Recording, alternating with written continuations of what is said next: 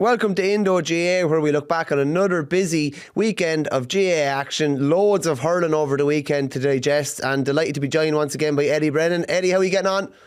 Morning, Mick. How's things? You well? All good. Eddie, it's not too often we get to chat about Donegal hurling. Very, very rarely. But they caused an 18-1 upset at the weekend. They'd never played a Munster county in the league before. They'd never played a county in the league that had won an All-Ireland before. And they caused the shock of all shocks up in Letterkenny. I was only chatting to Danny Cullen, who's 37. He's played for 21 years with Donegal. I have a piece in the paper tomorrow. Isn't that some bonus to get at the end of a career, that you take probably the biggest scalp they've ever taken?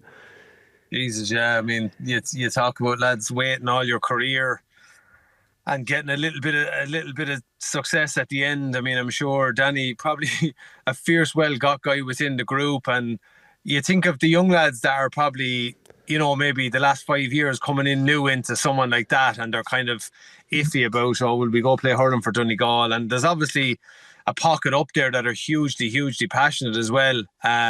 So for them, that's a great old endorsement to see someone like him just getting that little bit of success. And probably, I think, as a young lad, when you see some of the older lads, I was lucky enough, and when I started out to enjoy a bit of success, what it means when you see the older lads enjoying that, it probably, you feed off it, and you talk about promotion, what that will do for the game there for them. That's a great endorsement for the group. But yeah, and it seems to be just on the other side that Kerry are on a bit of a slide, are they? Big time, yeah, big time. There's something to miss there for a group that had made massive inroads too. So you look at even the way that group is panning out now, like, Jesus, there's teams kind of at the top that you'd have said at the start, no, I don't see that happening. So that's good. That's brilliant. That's what we want to see in hurling. We spoke there last week with Willie Maher.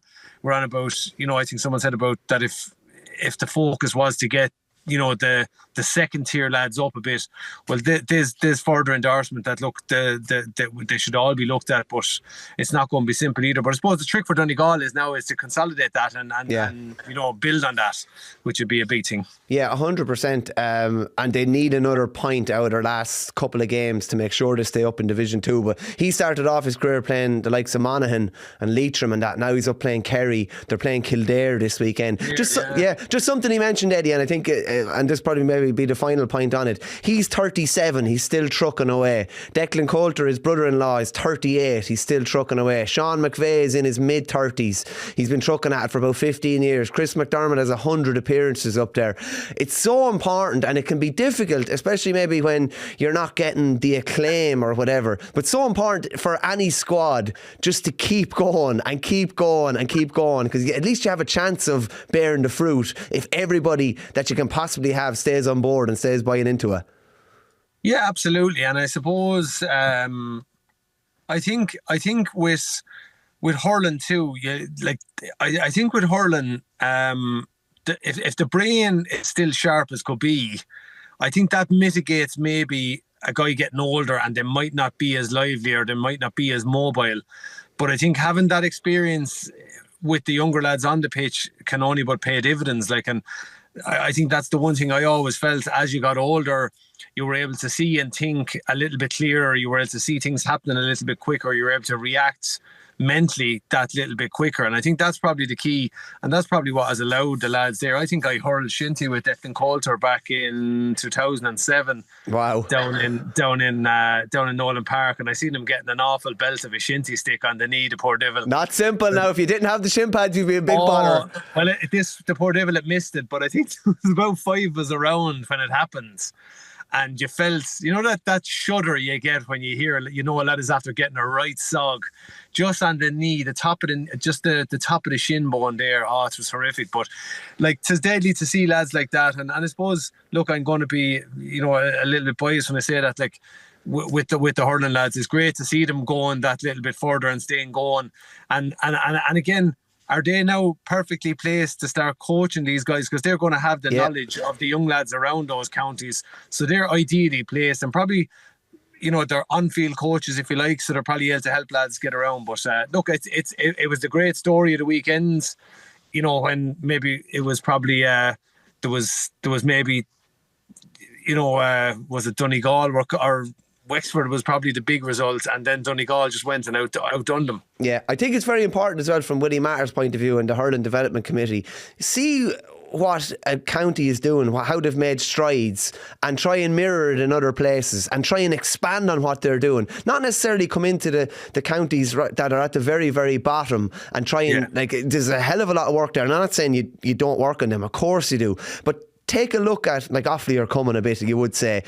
Donegal have made massive progress. They're in Division 2, haven't been in Division 3A and 3B for years. So look at those counties and what they're doing well and try and mirror it in other places would be one suggestion I definitely would have for Willie Maher. Yeah, no, I think sometimes we try to come with the big solution, whereas I think supplement what they're doing, give them a little bit more resources and build what they're doing, and then bit by bit, because sometimes you aim too high and you fail. Whereas I think if you're looking at doing that, right, go up there and go meet those guys, sit down with those guys and have a chat with them. That'd be something that I'd imagine Willie would be jumping at, is go have a chat with them, ask them what the issues are, how can you help them in some way. And I think if you aim small and get success there, bit by bit you'll grow it. It just, you can't just go, right, let's go, we'll get into all the schools up there and grow the game. You're not, because the football game is so strong up there, and Donegal are a contender for the Sam Maguire. But you grow the hurling game little by little, and resource them a little bit more, look after them a little bit more, keep them involved, and then in time you'll get them to make more steps up. What's the word John Kiley always uses? Incremental progress. Incremental, small steps, not big, huge steps, baby steps, and keep improving. You mentioned, go on. It's like the word learnings now. It's I can't bear learnings, and I had to call Mull up on a show last year. He kept going on about learnings. It says, Mull, we're not in a rugby training room or something now. We'll and transition and stuff like that. I don't want to hear it. Don't want to hear it. You mentioned the other big result of the weekend, Ned. Like Wexford were 0 from 3 coming into this game, and all of a sudden Chinner comes back. I don't know if you saw Ed O'Toole on Twitter had a right one. He'd 2 comparison pictures. It was like Wexford without Chin, and there was a picture of Shrek. Wexford with Chin, a picture of the Incredible Hulk. Like, they are just a different team when he's on board, and he's refreshed now with a nice little stint down in Australia. He wasn't 100% sharp the other day, but he was sharp enough, and he brought lads with him. Oh, Mick, I was looking through some of the scores there the weekends. That point he took Conlon for in the first half was sick. Like, his feet were no more than a foot inside the end line, like. Yeah, and then he was hitting with his left as well, which is on the end line. So he obviously cut across that and put a small bit of swaz on it. That he cut across, so it turned from right to left. Maybe we're going to give him the credit and say that's what he done with it. But it was an outrageous score to go from. When I saw him actually throwing up the ball, I says, oh God, who's across the square here, like, that he's going to hit it? And then you just went, oh my God. But and I know, was it David Reedy had one something similar in the second half as well. But no, I'm going to put my hand up and make an admission here, right? I wasn't, up to the last year or two, I wasn't convinced with Lee Chin, right? And I know all the Wexford lads are jumping at me. I know what a leader he is. I know what a presence he is. I know what an athlete he is and all that. But I wouldn't have associated that real smooth, slick hurler with him. Like, he's tidy but I just saw the other day, right? And the reason it jumped out at me so much was the fact that he has been away. This was his first competitive match back, and he just looked really, really tidy. He looked really smooth. And I suppose that's what happens when you get on an experience. The hurling just comes back to you very, very quickly. The brain knows what it wants to do.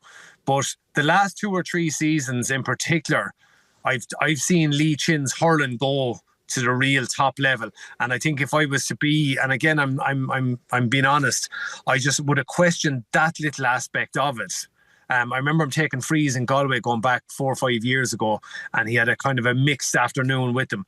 But he has become a machine for this Wexford team, and he has become an absolute go-to. So if we supplement that with, your Rory O'Connor coming back in there, whatever's going to happen with Conor McDonald's, like, Wexford, that's a great shot of adrenaline for Wexford to go there. And again, I looked at that Clare team that started, they were stacked.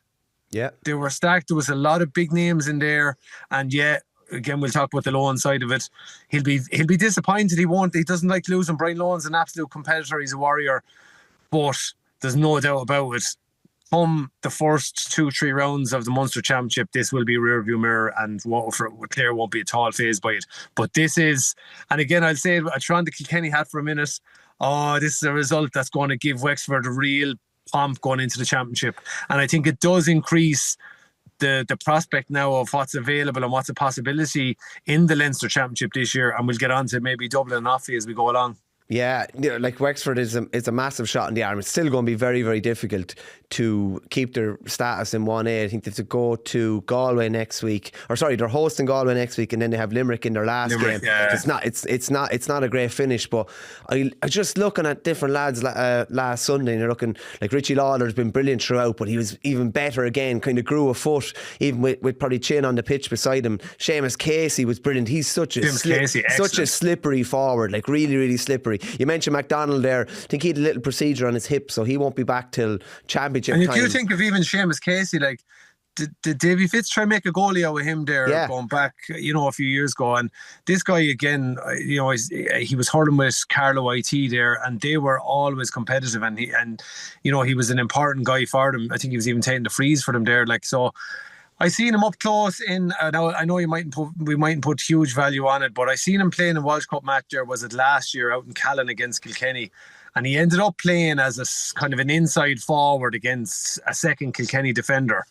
And Jesus, he was lethal. He was still able to go to the sidelines. They were able to find him, and like even he was plucking ball yesterday. And even Cian Byrne, look, and again, we won't get into that red card. I thought it was outrageously, a real lack of understanding of the game to get him sent off for that. There's no way the ref saw that happening because he was back from it and there was bodies in his way. But the umpires, and I know they get a split second, just wrong decision. Wrong. And the ball was there for a rebound. It was there, that. And it was, and I know the Sunday game showed exactly, in fairness to Joe Canning, but it just, like, it happened so fast, and it was just more the slap. And I think you've played the game as well, where you know that sometimes you flick a ball, you go, oh, bollocks. Oh, sorry, you're going to get it. You know it's coming. You can see the slap, and it's slow motion stuff. Do you know what's funny, Eddie, is like when you say it to a referee, I didn't mean it, but you still did it. It doesn't matter, you did it. Yeah, and look, in fairness to Lohan too, he wasn't play acting. Like, he got a good sog on the knee. And it's just one of those ones that you can't protect yourself against because you're doing the right thing by flicking away the ball. So, but I thought Cian Byrne looked sharp up to that as well. So, and Wexford looked refreshed. They looked real energised as well. Like, and even like Damien Wreck got forward great for that goal. Like, he give and go, and next thing he found himself marauding straight through the heart of the Clare defence. So lots of things to be positive about for Wexford there. It's like, and you look for Rossi as well. That's what he needs coming into the championship. They knew probably going down there, their league campaign was in jeopardy. They need a couple of big results to get them out of jail. But at the same time, they have a love on that they have Galway coming in the Leinster Championship. This is a great opportunity for them to gear up for that. I said it to Mull last week. I thought Kilkenny had the chance in that game down in Wexford Park to absolutely squeeze the life out of Wexford. Wexford should have been coming into that Clare game beaten by about 15 points, and they weren't, and it would have been a completely different story. Now all of a sudden Wexford's season has turned around. I think they probably still will get relegated, but they're probably going to be a hell of a lot more competitive, especially with Chin on board. Just from a Clare point of view, Eddie, as you say there, stacked enough team you were looking at. It was obviously Colin's first game of the year to start, Rogers' first game, David Fitzgerald's first game, and Kelly's first game. Kelly was the only one of the four really that showed any sort of spark, and he put over some outrageous scores. But is it a bit worrying for Clare? I know we're 8 weeks out, or are you looking at the bigger picture and saying Cleary's going to be back, Duggan's going to be back, and a few more names along there, O'Donnell's going to be back as well? You kind of have to, sometimes you probably have to take the short-term pain to look at the bigger picture as well. Now, they don't want to get relegated, is the caveat, obviously, that too, but they're under big pressure now. No, they don't want to get relegated, absolutely. But at the end of the day, as I said earlier, when you rock into the first 2 rounds of the Munster Championship, and if they have won both of those, they'll just, it won't matter in the broader scheme of things. But at the same time, from Lohan's point of view, yeah, he's more concerned with getting lads back, getting game time into lads. He has tried a lot of new lads. He has blooded a few new lads. So that's obviously if you were to evaluate what are your key goals, well, they're your key goals there, as opposed to when you look at it, say, well, when I come out of that league, what did I learn about 5 more guys? That's really what you're about. And I think that's the way the league has gone. I would be of the view that right here, right now, Kilkenny, Tip, Cork are probably the ones would love to win the league. Would Wexford take a league title? They would. But I think, any of the rest of them mightn't really. They're looking at championship. They're looking at that as the be-all and end-all of it. But for Clare, yeah, look, I suppose history has shown that they come back after an All-Ireland title and they bottom out a little bit. But I would imagine that privately, look, Brian Lohan would have been saying, we want to be competitive. They were unlucky in a few matches, but I think he'd be turning around and saying that he wants to be revved up and ready to go come championship.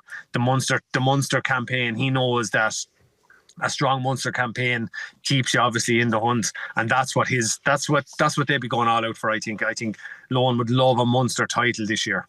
He had a fascinating line in a piece with Dermot Crowe over the Christmas.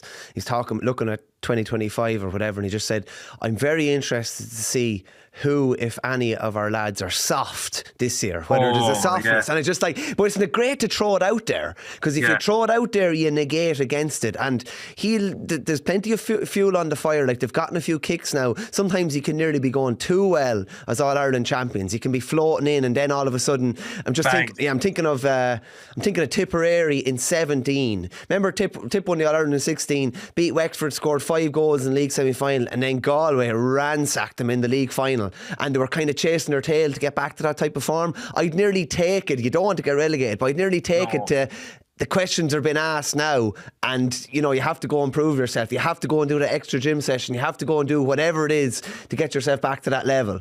Well, just on that, like, there's 2 aspects to that. Lohan is a very kind of he plays his cards close to his chest kind of guy. He's quiet, and he's a kind of, even marking him on the pitch, he generally wouldn't say much, but you knew he was there ready to fight for it, or whatever. That was the persona. So I suppose with the players as well, I think more than ever now, I guarantee you, quickly enough and privately, Brian Lohan was probably looking at, not long after the All-Ireland, watching the club matches, and he's probably thinking, what do I need to do next? What am I need to be, there's going to be no pets here, there's going to be no favourites. I'm going to give young lads their go. I want to build this squad, and I really want to go after that. And quickly enough, he's probably wanting to look at it and say, well, who has gone a little bit soft? Because they were very, very, very driven last year after 5 years of hurt. And I suppose the question for him is, the next part is, when do you poke your players? When do you let that shot across the bow about, well, lads, last year is last year. Anyone that's happy with their lot, yeah, that's grand, go enjoy that. But we're now in 2025. We're now moving forward, and you're either pushing hard, working like a dog, or you can just fade off into the background. Because he has, remember as well, that minor team, couple of strong under 20s teams now starting to come in there, some with minor All-Ireland medals in their pocket, Fitzgibbon Cups, different things. They now want a bit of this, like, Yeah, it was gas after the game the other day. Like, torrential rain was pouring down, and all the lads who didn't tog out, and they were out there. It was miserable. No, but it was that real wet rain, if you get me. Like, it would go through you, like you'd feel it in your bones. Like, so any bit of softness that was there, and any lads that only got a couple of minutes or subs that didn't play the other day, you'd be fairly well tested now with that, I can tell you that. That's one thing, Mick. I see lads doing that, and I understand how it has to be done. It's important. You'd vomit at the prospect of that. You're like, oh Jesus, some lads are warming down, you're only warming up and getting going. I seen the Kilkenny lads doing it after the Galway match as well. It's just horrific. Yeah, not simple now, not simple. The other game of the weekend, and you were talking about it in your column, the other Division 1A game, Tip really struggled for scores in the second half against Limerick, and you're kind of thinking, oh, is this a bit of a sucker punch, having been flying up to that point? I'll be straight, I probably wasn't expecting a Tip victory last Saturday. this is really good from Tip, like, and to bounce back really well from that Limerick loss, and they're sitting pretty top of the table with 3 wins from 4.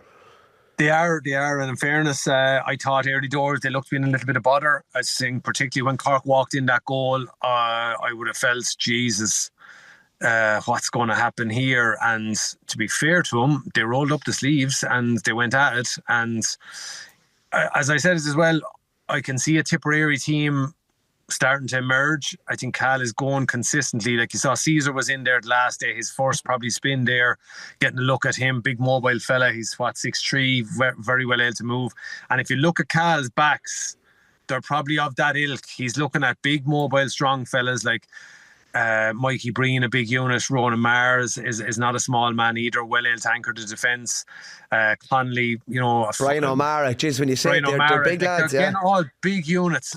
So he's looking at probably his defensive unit with Morgan and Willie Connors, and he's probably looking at going, right, I need energy, I need absolute dogs for work here, I need physicality, I need aggression, and I think young Doyle corner back as well, it looks like a real a tight marking cornerback. So there's lots of positivity in that with Tipperary, and I think the guy, look, I referenced him too, his energy, and Gerard O'Connor as well, but I think Tip need another Alan Tynan type, because Alan Tynan and Gerard O'Connor as well, they bring that energy, but I think there's still a tiny lack of physicality up front. And it's a small thing right now because Tip are in good fettle, right? They're moving nicely, they're moving along. And obviously there's bigger tests ahead, like Easter Sunday is going to be all Liam Cal is looking at. Yeah, he'd love a spin in a league final, he'd love to build a little bit more. But that is where Tip are getting ready for. And I think what he's doing, I think anyway, is he's looking at a couple of ball winners in Alan Tynan and Gerard O'Connor up there. And then after that, it's trying to build his 6 backs, have them nice and comfortable together, defensively strong as a unit. And then there's the obvious impact off the bench, which I think is another thing that has emerged with Tipperary. With 20 minutes to go, you're seeing a lot of energy coming in off the bench, and they have the skillful lads that can do that. Eddie, you played inside nearly all your career, apart from, a brief spell on the wing and maybe the 11 finally were out with centre forward. You're talking about those kind of dogs of war. How important are they? Like, if you're picking a 6 forwards, you're not going to pick 6 silky, wristy forwards. Do you know what I mean? You need that balance. You need the speed, you need the finishers, but you also need the lads that are going to get hands on the ball and going to break up play. And their prices really, like if you look at, like the Bonner Matter was nearly Tip's most important player or most integral player for the guts of 10 years. Like, no team can function without that type of player. No, you have to have it. Like, I mean,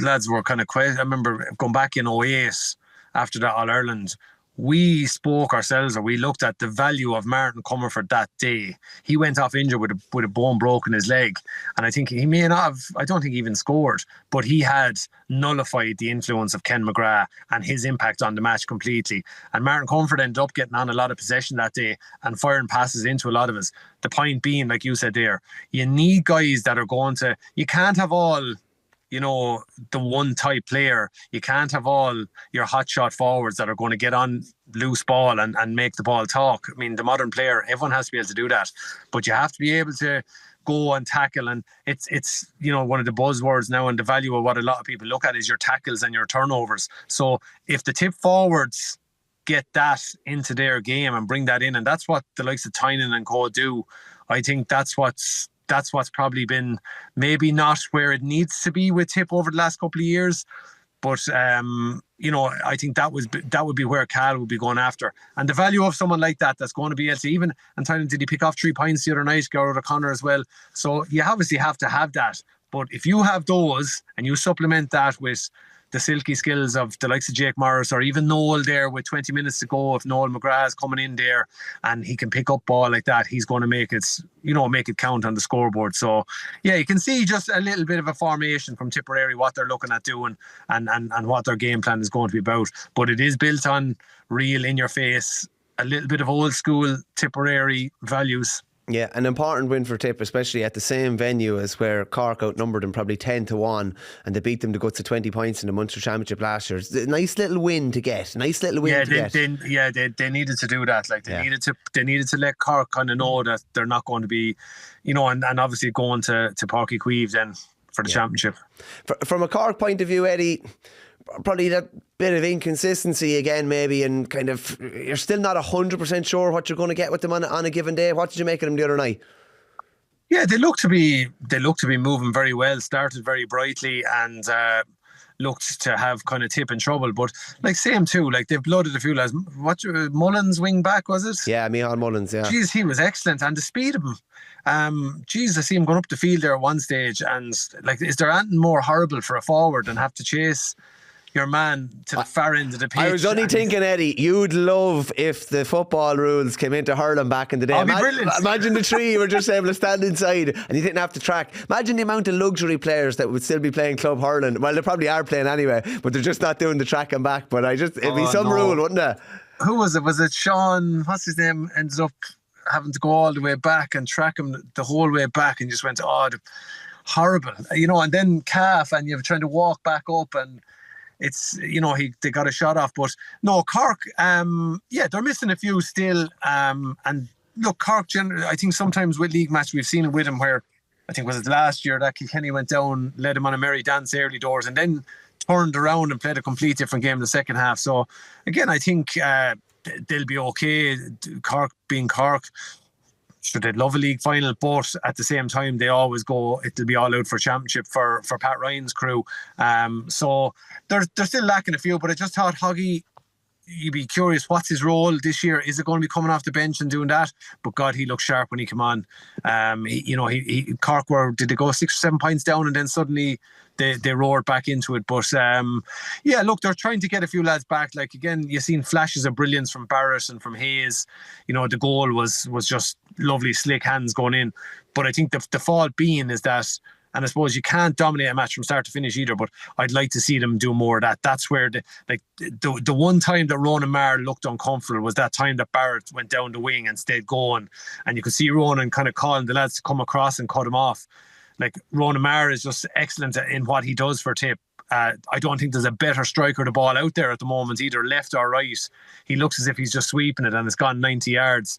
But that's the area that Cork are good at. When they run at you and they're marauding through like that, and it just probably, maybe it's the time of year, they possibly should have tried to overrun Tip a little bit. But to be fair to Tip, they just denied them that primary possession, and the half forward line started working a little bit more. But look, Cork, you're probably seeing, trying to test a few lads, trying to get a few bit of game time into a few lads, and see where they're at. Like, but no, for me with Cork, they'll want to be primed for the Munster Championship. We've kind of talked, myself and Milan were just saying that Cork could probably benefit with winning a league title given how long it's been since they had any sort of silverware on the table. But they've only 3 points in 3 games, so they're probably going to have to pick up 5, potentially 6, I'd say, from their last 3 games if they are going to get into that position.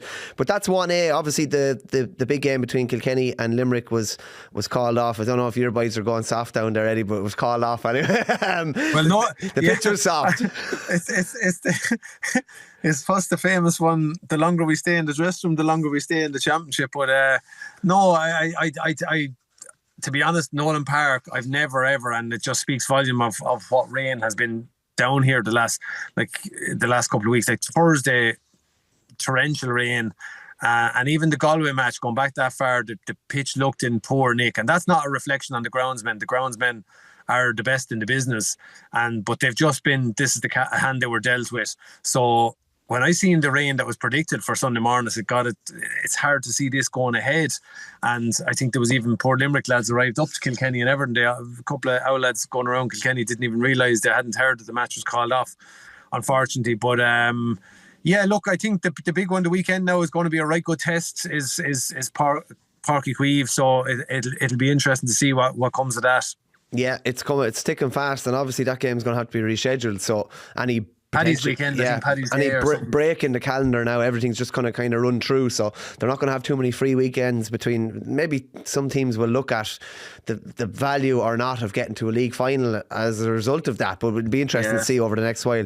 I definitely think, Eddie, 1B is so much more interesting now since the leagues were changed, and it's just, you have teams pitting against teams of similar level, and that was kind of showcased in Offaly in Dublin the other night. I don't know if you saw much of this. I was in at it. Jiz was a serious win for Offaly. A real good win, because it was looking very, very unlikely for long stages.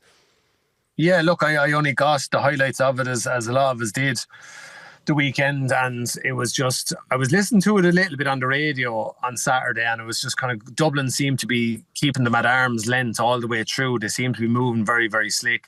And then look, you probably had that sending off from Burke from Conor Burke was just, there was not major in it, but it's one that you go afterwards going, stupid, I shouldn't have done that, or whatever. And it just allowed Offaly a little bit of leeway in. But I think, to be fair to Offaly, I like the way they're moving. And you start looking through that team now, right? Dan Ravenhill came in and took the last free to win it.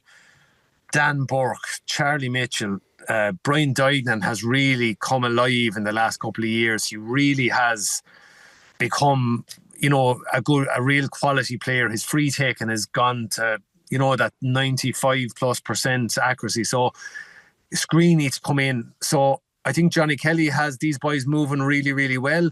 That was a big result. You have to be in a position to take advantage of the opposition doing that, but they had to know how to do that and carry the ball a little bit more.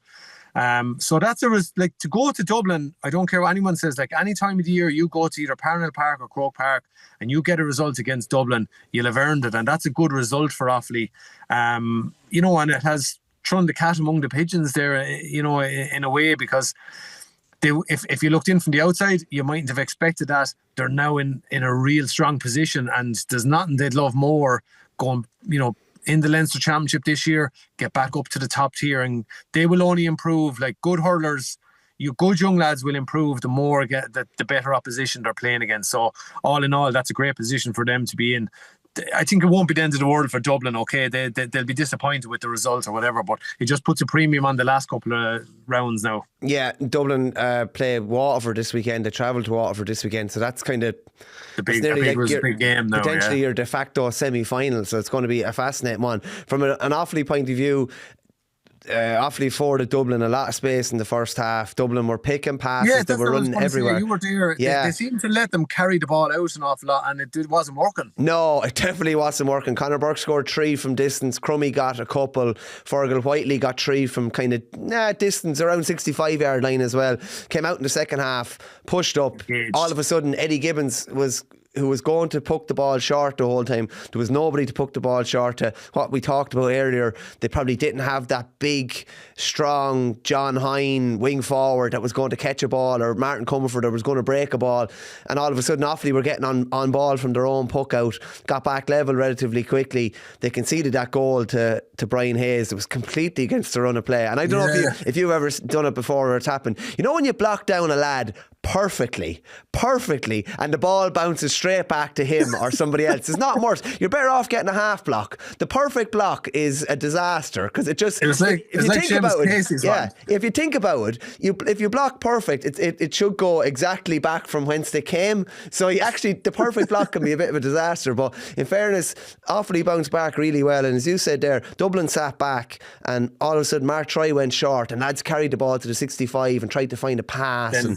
It was really cool. I would have taken her hand off for the draw, even with 15 against 14, but then when they had the chance to win it, and Ravenhill took it, and serious cojones for a young fella striking a ball from his own 45 in Croke Park, because that's longer than any other grounds in the country. I don't care, it's a huge score.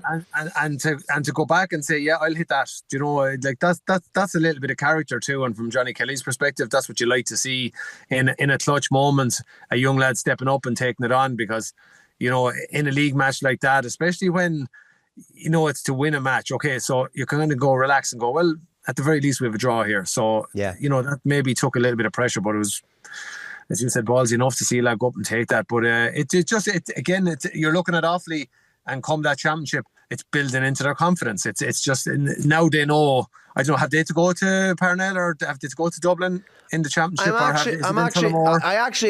haven't got that far, to be honest with you. I'm living week to week now at the minute, so I'm not 100% sure, to be honest with you. But look, either way, that's because they would have, like everyone, you earmark every match, but you earmark certain matches, and you probably go, there's one we really could do the result there.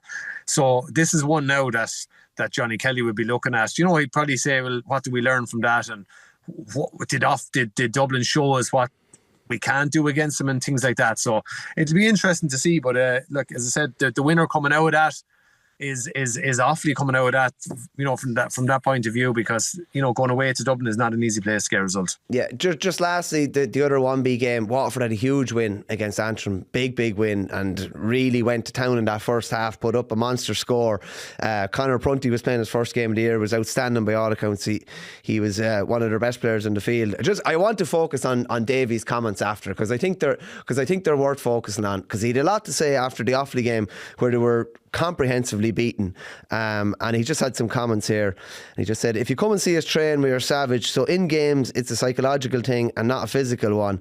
I feel gutted for Antrim supporters and the people putting in hard work. How we play, how we train are completely different. You shouldn't be beat by that many points at home. Waterford were on song today and wanted to show me a message since I didn't go back down there, and they did. Don't think that I don't look at myself. I'm looking at everything, but that issue of not fighting hard enough was there before I was, but I'm not going to give up. I'm going to get that fight right.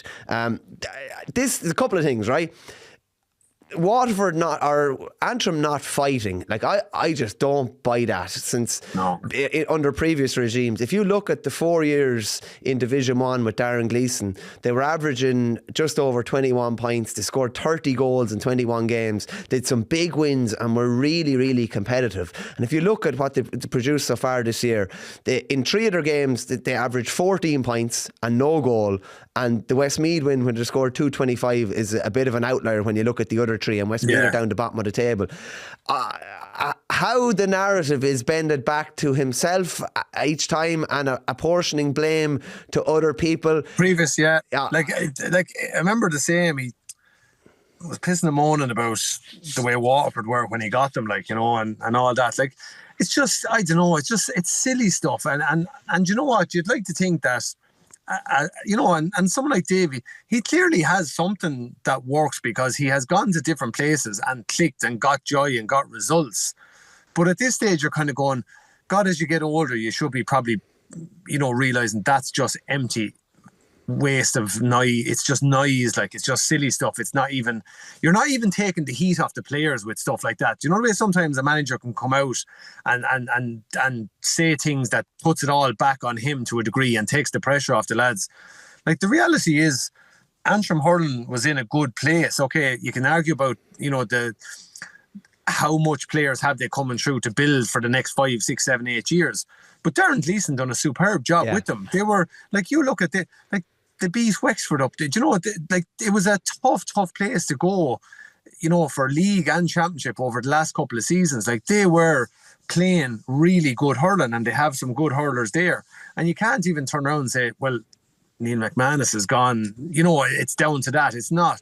You just look, they could be dangerous, but there's worrying signs there. Like, there's something not right. And like, at the end of the day, Davy, when you're down and when you're getting kicked around a little bit like that, it's not a nice place to be for a bunch of players. But you just don't want to hear the manager coming out with maybe, a bit of noise or silly stuff.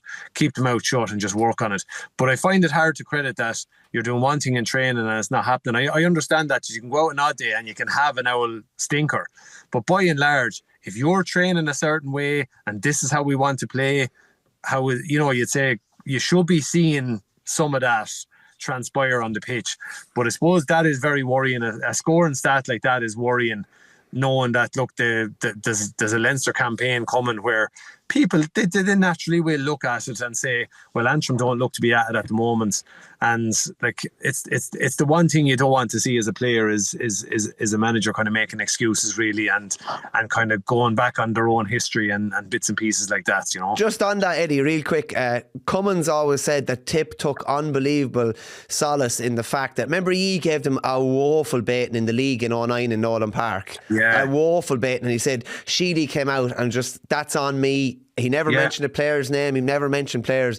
And he was just like, he's after taking a couple of bullets for us there. And you want to go and not do it for him. I know that's very simple, but you see, that a manager backs you, Yeah, because you do, and you will, because it means something to you, and you just go, and you have to be honest enough with yourself and say, right, lads, Jesus, his neck is on the line. Okay, as a bunch of players, we're a group. So therefore, sometimes they'll say things, but it's the group will get it. But for a manager, his neck is on the line. He is going to take the heat. And I remember even reading that interview. I remember reading that interview that Liam Sheedy done at the time, and it was very short and snappy. There was no expanding on it. He in his own head, right, said, today is not the day for talking. And you just kind of go, if you're the Antrim players, you don't want to hear Davy talking about the Waterford lads and me not going back there. And I think there's a bit of carry on the sideline as well. Like, you just go, you don't want to see that. You just say, listen, worry about fixing what's there for the players. And I don't know, maybe he's putting an insurance policy in place for later on in the Leinster Championship. But because I would have looked at the Kilkenny team going to Corrigan Park in the second round of the Leinster campaign, going, that is a lethal fixture, particularly having played Galway in the first round. Whatever happens with that going to Antrim, with Davy, how he has been assessing and analysing Kilkenny over the last few years, when he was in the Wexford camp, he might have some bit of insight there. But you'd have to say, as things stand right here, right now, they look to be in a bad place. And that's when maybe players start, they start doubting things. And that's the worry for Davy. Maybe he should have just done like that, kept it nice and quiet. We're not good enough at the moment. We just have to keep grafting. This is not nice. We're not happy with this, but we have to take it and we'll move on. Good stuff, Ned. We'll talk again soon. Right, so Mixer, have a good one.